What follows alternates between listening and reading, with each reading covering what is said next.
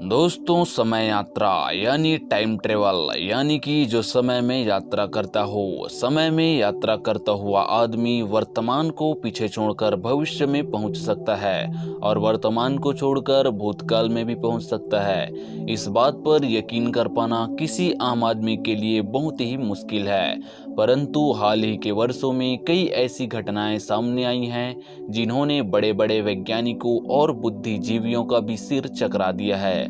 लेकिन बहुत से वैज्ञानिक समय यात्रा को काल्पनिक मानते हैं, क्योंकि ऐसा मानने का उनके पास कोई ठोस कारण नहीं है।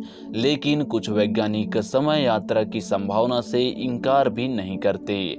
वैसे देखा जाए तो हम भी समय यात्रा कर रहे हैं। हम समय यात्रा करते हुए भूतकाल से वर्तमान और वर्तमान से लगातार भविष्य की ओर जा रहे हैं। हमारे वर्तमान समय यात्रा की दर 1 घंटा प्रति घंटा है, यानी हमें भविष्य में 1 घंटा आगे जाने के लिए 1 घंटे का ही समय लगेगा।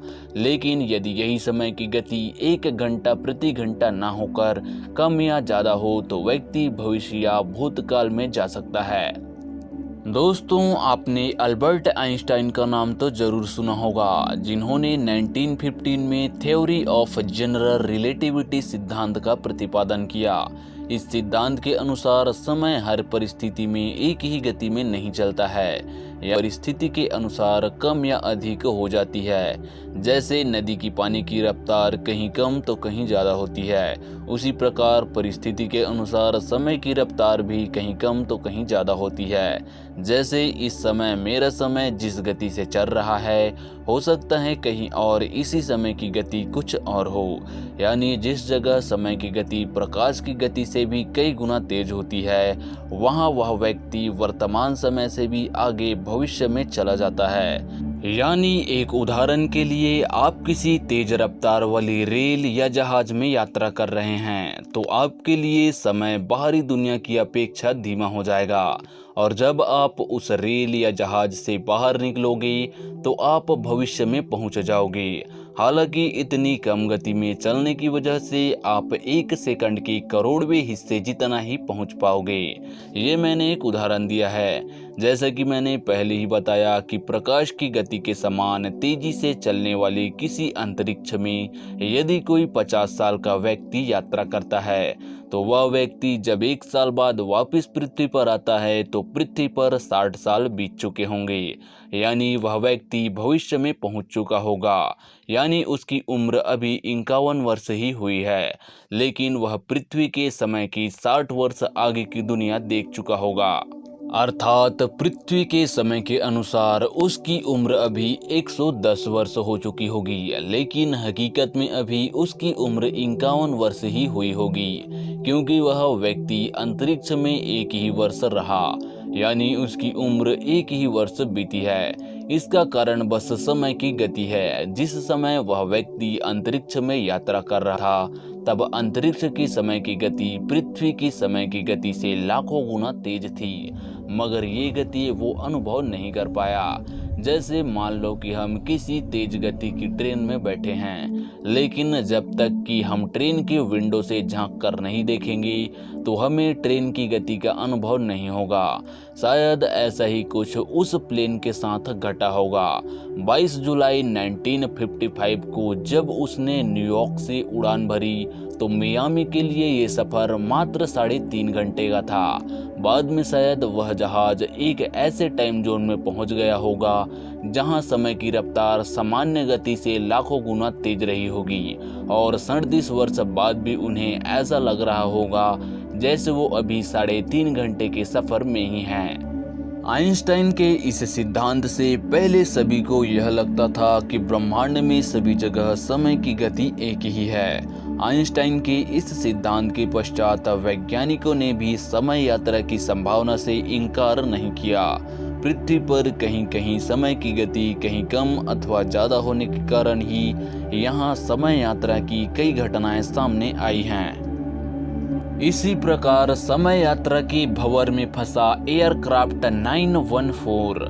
दोस्तों, जब भी कोई हवाई जहाज रडार से गायब हो जाता है और काफ़ी ढूंढने के बाद भी नहीं मिलता, तो अक्सर यही मान लिया जाता है कि वो जहाज या तो समुद्र में या फिर जमीन पर कहीं दुर्घटनाग्रस्त हो गया है। लेकिन आज हम आपको एक ऐसे जहाज के बारे में बताएंगे जो अपनी उड़ान पर निकलने के कुछ देर बाद ही गायब हो जाता है और कई साल तक उसका कोई पता नहीं चलता।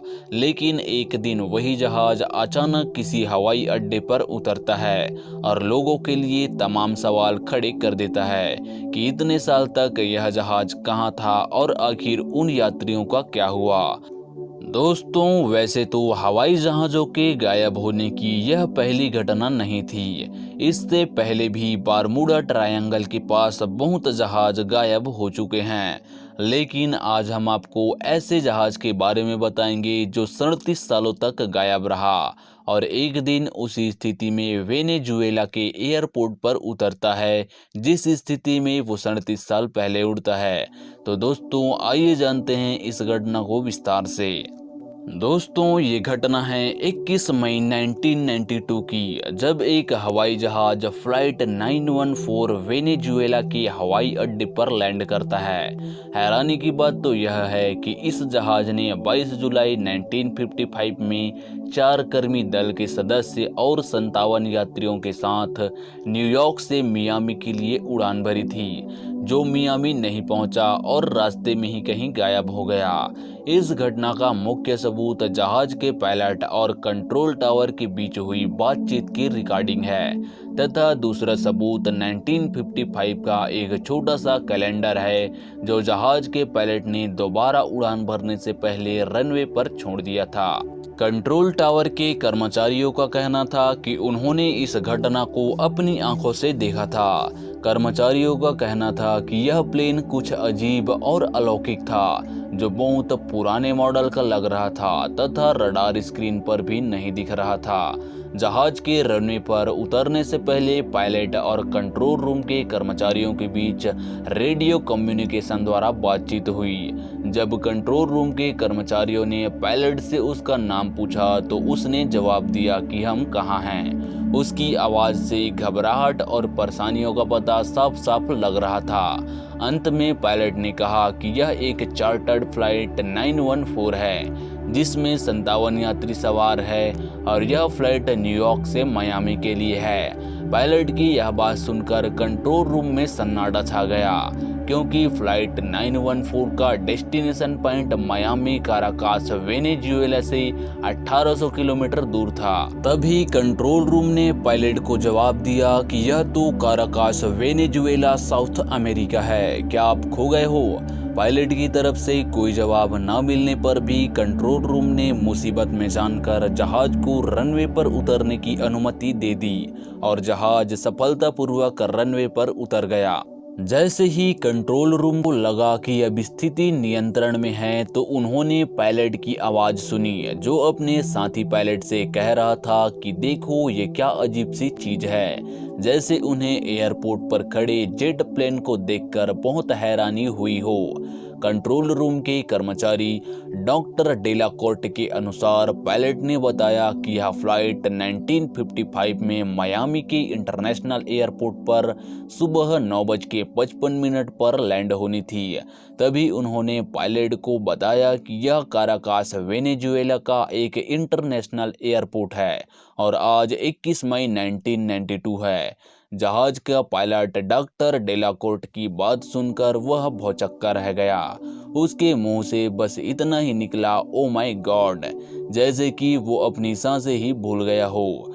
डॉक्टर डेलाकोर्ट ने पायलट का हौसला बढ़ाने की कोशिश की और सहायता के लिए ग्राउंड स्टाफ भेजने की बात कही। यात्रियों के चेहरे को देखकर लग रहा था कि जैसे उन्हें किसी बात का आभास ही नहीं था।